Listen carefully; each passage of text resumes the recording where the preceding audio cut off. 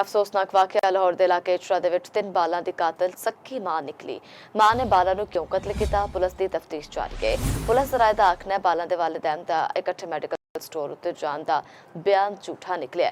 ਵਜ੍ਹਾ ਘਰੇਲੂ ਨਚਾਕੀ ਜਾਂ ਕੁਝ ਹੋਰ। ਤੇ ਨਜ਼ਰ ਹਿਰਾਸਤ ਮੁਲਜ਼ਮਾਂ ਤੋਂ ਤਫਤੀਸ਼ ਜਾਰੀ ਹੈ। ਲਾਹੌਰ ਦੇ ਇਲਾਕੇ ਇਸ਼ਰਾ ਵਿੱਚ 3 ਮਾਸੂਮ ਬਾਲਾਂ ਦੇ ਕਤਲ ਦੀ ਲਰਜ਼ਾਖੇਜ਼ ਵਾਰਦਾਤ ਦਾ ਡਰਾਪ ਸੀਨ ਹੋ ਗਿਆ। ਸੰਗਦਿਲ ਮਾਂ ਹੀ ਕਾਤਲ ਨਿਕਲੀ। ਪੁਲਿਸ ਵਾਕਿਆ ਦੀ ਵੱਖ-ਵੱਖ ਪਹਿਲੂਆਂ ਤੋਂ ਹੋਰ ਤਫਤੀਸ਼ ਕਰ ਰਹੀ ਹੈ। ਦੁਪਹਿਰ 1:10 ਤੇ ਪੁਲਿਸ ਨੂੰ 15 ਤੇ ਕਾਲ ਮਿਲੀ ਕਿ ਰਿਹਾਇਸ਼ੀ ਪਲਾਜ਼ੇ ਵਿੱਚ 3 ਬਾਲਾਂ ਦਾ ਗਲਾ ਵੱਢ ਕੇ ਕਤਲ ਕਰ ਦਿੱਤਾ ਗਿਆ ਹੈ। ਮਰਨ ਵਾਲੇ ਬਾਲਾਂ ਵਿੱਚ 5 ਸਾਲਾ ਮੋਮਨਾ ਬਤੂਲ, 4 ਸਾਲਾ ਮੋਮਨ ਰਜ਼ਾ ਤੇ 1.5 ਸਾਲਾ ਉਮੇ ਹਬੀਬਾ ਸ਼ਾਮਿਲ ਨੇ। ਮਾਂ ਪਿਓ ਦੇ ਬਿਆਨ ਦੇ ਮੁਤਾਬਿਕ ਉਹ ਕੁਝ ਦੇਰ ਲਈ ਘਰ ਨੂੰ ਤਾਲਾ ਲਾ ਕੇ ਬਾਜ਼ਾਰ ਗਏ ਸਨ। ਵਾਪਸ ਆਏ ਤੇ ਬਾਲਾਂ ਦੀਆਂ ਲਾਸ਼ਾਂ ਮਿਲੀਆਂ। ਵਾਰਦਾਤ ਵਾਲੀ ਥਾਂ ਤੋਂ ਛੁਰੀ ਵੀ ਲੱਭੀ। ਪੁਲਿਸ ਦਾ ਆਖਣਾ ਹੈ ਪਿਛਲੀ ਰਾਤ ਬਾਲਾਂ ਦੀ ਮਾਂ ਦੀ ਦਾਦੀ ਤੇ ਚਾਚੇ ਨਾਲ ਤਲਖ ਕਲਾਮੀ ਹੋਈ ਸੀ।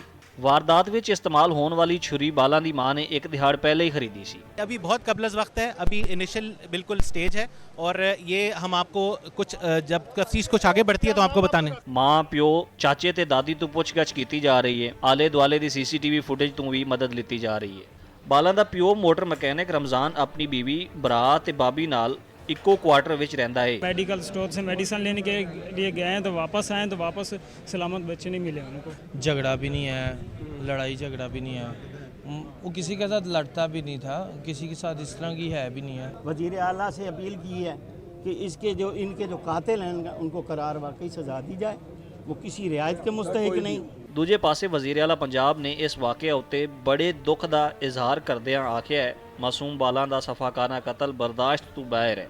इस वाक़े विच मुलविस लोकां नूं कड़ी सज़ा दी जाएगी। साथी रिपोर्टर साकिब भट्ट ते मुशर्रफ शाह दे नाल मुहम्मद हारून चौपाल।